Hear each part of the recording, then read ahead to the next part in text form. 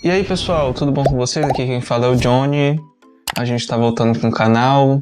Peço perdão aí sem vídeo, é porque a faculdade está tomando muito tempo. Pelo título do vídeo, como vocês já viram, eu vou falar um pouco de como está sendo minha graduação em matemática e licenciatura.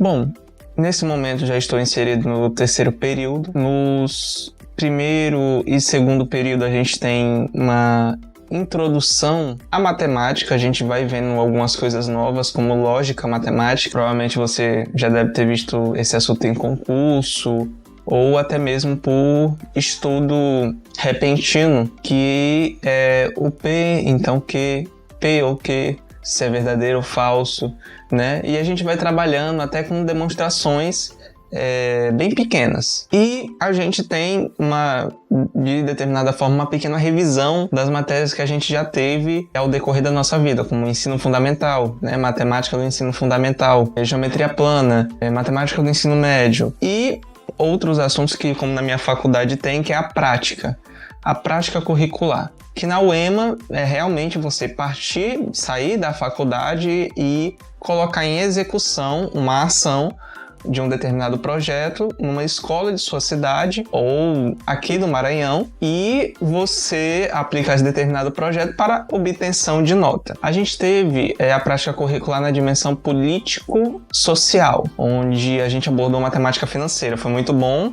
A minha equipe e eu fomos, até que foi um projeto interessante, aplicamos essa matemática financeira com os alunos, né? A gente abordou a questão de cédulas, de equipe, de resoluções de contas básicas, de porcentagem, de desconto, aumento, com o auxílio de determinadas charadas e perguntas já prontas para eles resolverem em sala de aula. E na escola que a gente foi, a gente teve uma recepção incrível, a gente fez a aplicação desse projeto com muito prazer, inclusive quando a gente terminou foi algo realmente gratificante. Claro, tivemos as nossas dificuldades porque a prática curricular ela estava tendo dificuldade pelo calendário acadêmico, né?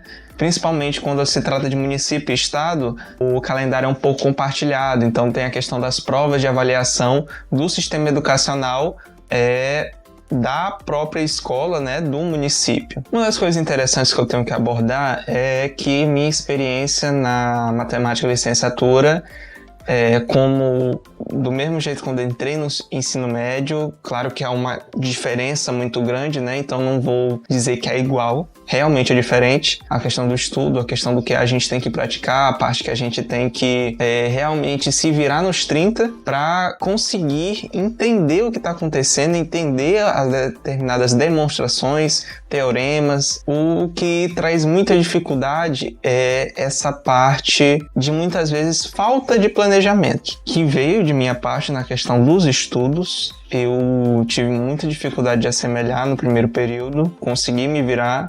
Segundo período, também com as matérias de férias, né? E a gente vai aprendendo com a experiência que a gente tem. Algo que eu quero falar é que a gente vê que na matemática licenciatura a gente tem uma quebra de expectativa. Eu me dizia que eu estava indo bem em matemática. Um professor, inclusive no ensino médio, disse: olha, até que você está indo bem em matemática.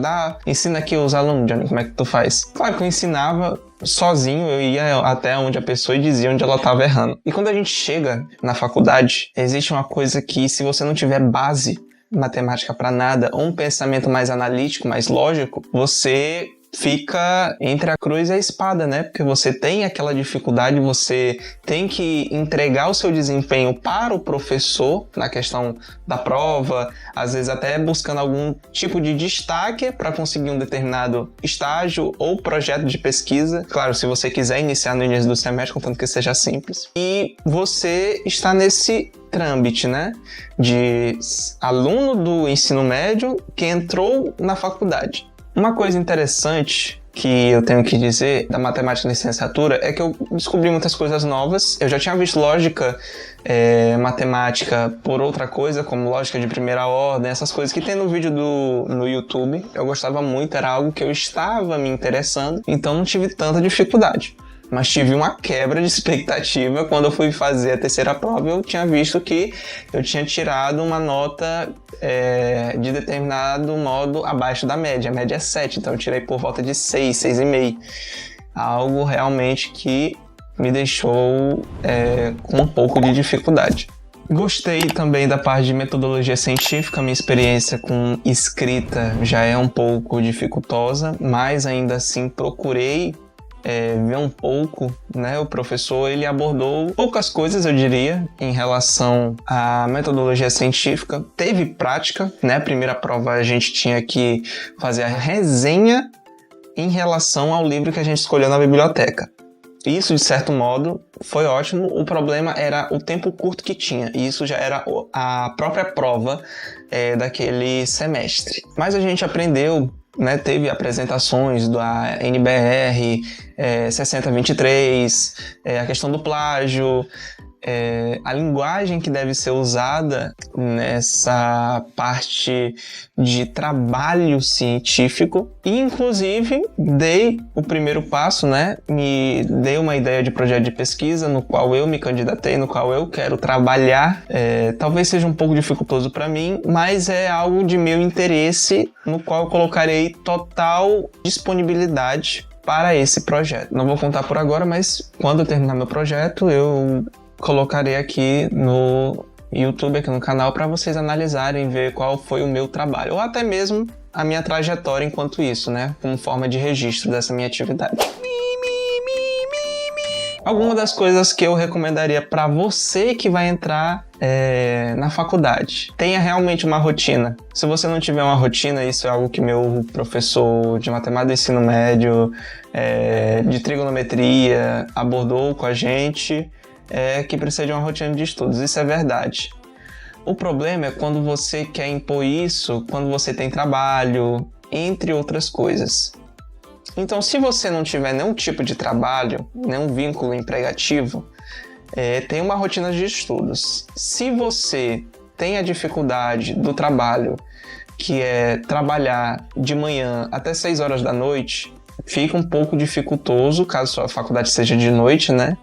Óbvio, e você queira ter esse estudo e você só vai ter disponibilidade por meio da madrugada ou tentar revisar assuntos, vamos supor.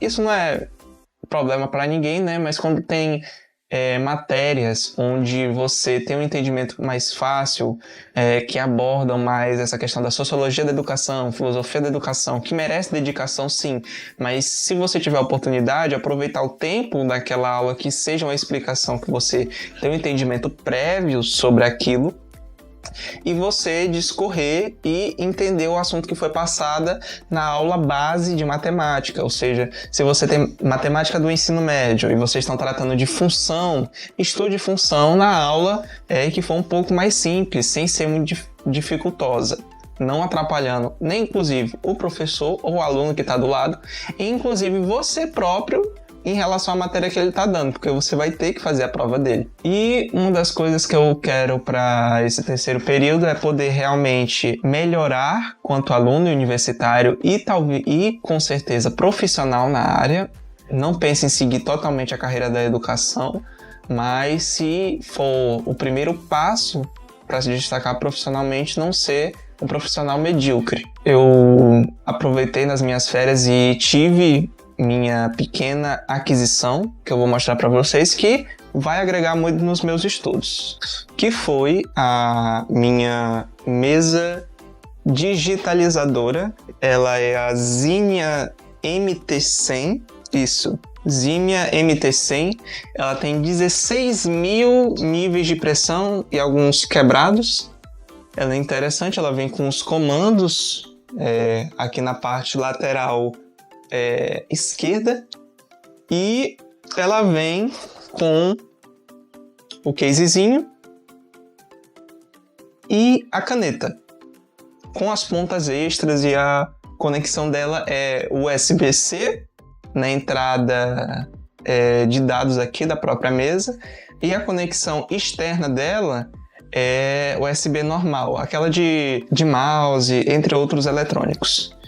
E também um caderno. Saiu mais em conta fazer esse tipo de caderno, comprar a resma de papel de 500 folhas e mandar encadernar.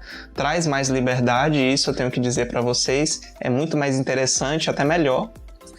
E Com isso, eu tendo esses materiais e tendo uma rotina melhor de estudos, tendo essa disponibilidade, eu quero melhorar como estudante. Eu acredito que esses materiais e essa decisão minha vai agregar muito nesse meu período de matemática. Claro que quando chegar as férias, e contando aqui minha expectativa para vocês, eu quero muito nas férias, depois desse terceiro período, as férias de janeiro, ou pegar uma matéria de férias, caso haja, que não seja da área base, porque eu acredito que eu tive uma experiência um pouco dificultosa com geometria espacial, que foi matéria de férias, mas teve muita dificuldade por ter sido um tempo curto e ao mesmo tempo muito corrido, que foi 2 semanas direto dessa matéria. E então, se tiver uma oportunidade de fazer uma matéria de férias da parte pedagógica, eu farei. Mas eu quero aproveitar nas outras 2 semanas que sobrarem dessas férias, revisar e entender cálculo 1, que é o cálculo diferencial, como é abordado na minha faculdade, a UEMA.